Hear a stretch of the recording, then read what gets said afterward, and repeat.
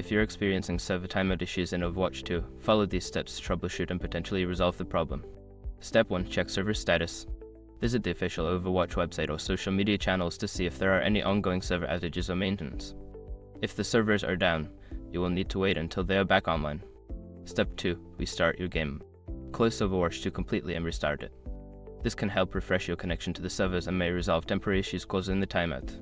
Step 3. Test your internet connection. Run a speed test to ensure your internet connection is stable and fast enough for online gaming. If your connection is slow or unstable, try resetting your router or connecting via a wired connection instead of Wi-Fi. Step 4. Update your game. Ensure that Overwatch 2 is updated to the latest version.